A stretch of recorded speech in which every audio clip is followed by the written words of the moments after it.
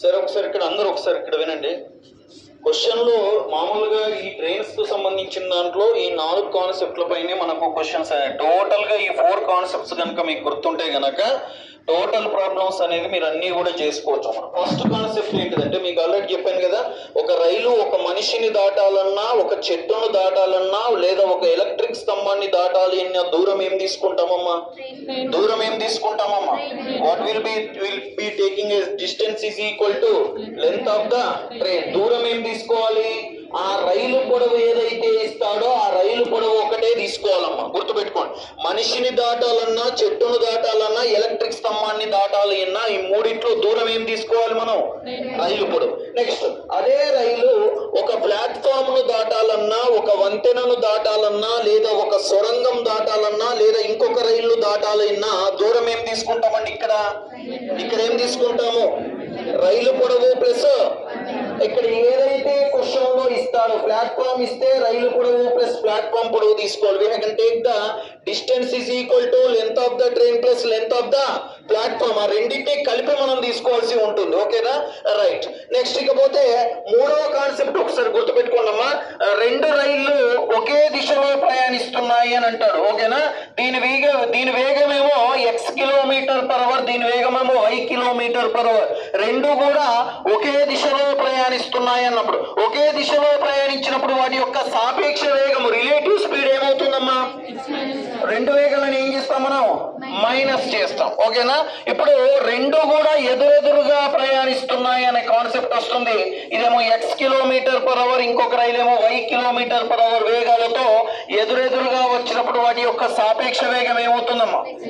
x plus y km/h అనేది అవుతుంది. ఓకేనా? ఈ 4 కాన్సెప్ట్స్ పైన మనం టోటల్ కాన్సెప్ట్ అనేది బేస్ అయి ఉండడం జరుగుతుంది. రాసుకున్నామా? ఫస్ట్ వన్ పాయింట్స్ చెప్తాను, రాసుకోండి.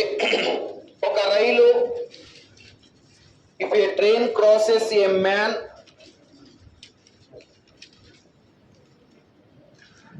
ఒక రైలు ఒక మనిషిని గాని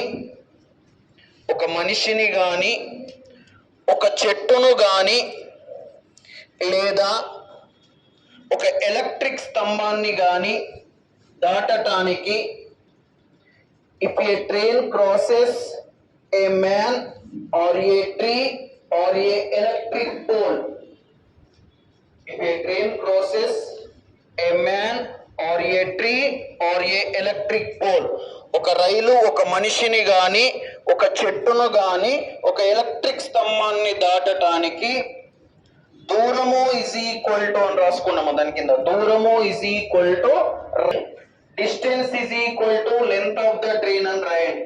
దూరము ఇజ్ ఈక్వల్ టు రైలు పొడవు. దూరము ఇజ్ ఈక్వల్ టు రైలు పొడవును మనం తీసుకోవాల్సి ఉంటుంది. Right. Distance is equal to length of the train. Next second point రాసుకోండి. ఫస్ట్ తెలుగు మీడియం వాళ్ళు రాయండి. సెకండ్ పాయింట్ రాయండి. ఒక రైలు ఒక ప్లాట్ఫామ్ ను గాని ఇంగ్లీష్ మీడియం ఆగండి అమ్మ చెప్తాను. ఒక రైలు ఒక ప్లాట్ఫామ్ ను గాని ఒక వంతెనను గాని ఒక గుహను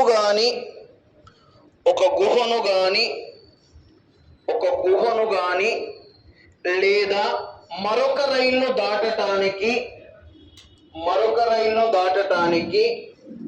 దూరము ఇజ్ ఈక్వల్ టు రైలు పొడవు ప్లస్ ప్లాట్ఫామ్ పొడవు అని రాసుకోండి. ఏదైనా ఒకటి రాయడం. ఇంగ్లీష్ మీడియం రాసుకోండి.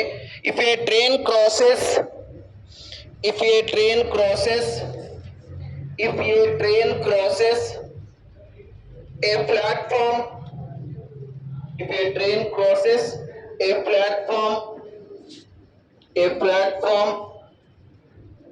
a platform or a bridge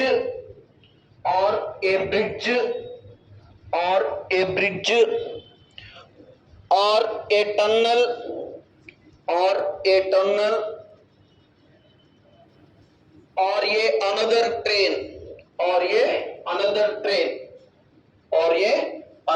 train, then the distance is equal to then the distance is equal to length of the train plus length of the platform.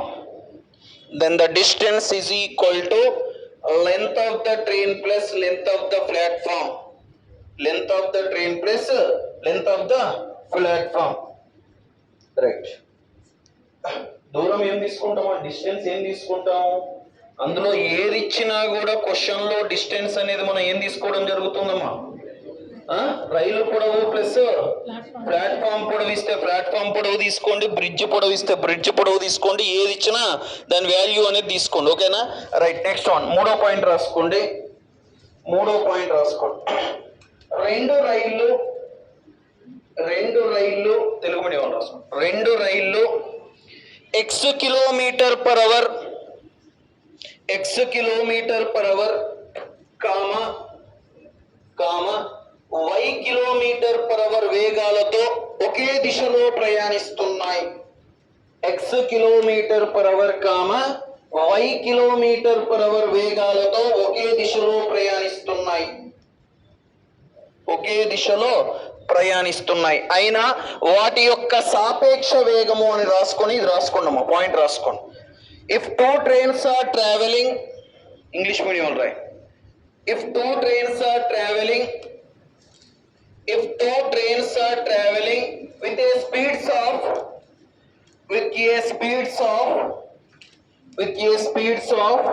x kilometer per hour, comma y kilometer per hour in the same direction, then the relative speed is x minus y. Right. x minus y అని రాసుకో.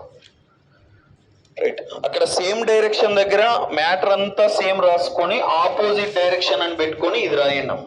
ఒకే దిశలో అనే దగ్గర Telugu medium వాళ్ళు ఎదురెదురు అని రాసుకొని ఆ పాయింట్ రాసుకోండి. ఎక్స్ ప్లస్ వై అని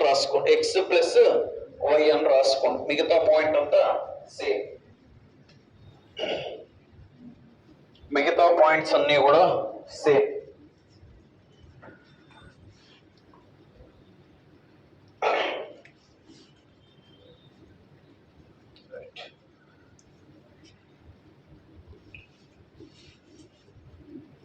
క్లియరా?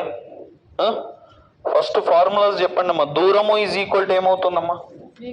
దూరము distance is equal to what is the formula అండి?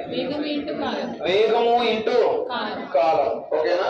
నెక్స్ట్ కాలము ఈజ్ ఈక్వల్ టు దూరము బై వేగము, డిస్టెన్స్ బై స్పీడ్. వేగము ఈజ్ ఈక్వల్ టు దూరము బై కాలము. కిలోమీటర్ పర్ అవర్ లో ఉన్నటువంటి వేగాన్ని మీటర్ పర్ సెకండ్ లోకి మార్చడానికి 5/18. గుర్తుపెట్టుకున్నాము. ఇది మొత్తం కూడా ఇంపార్టెంట్ కాన్సెప్ట్ ఇది.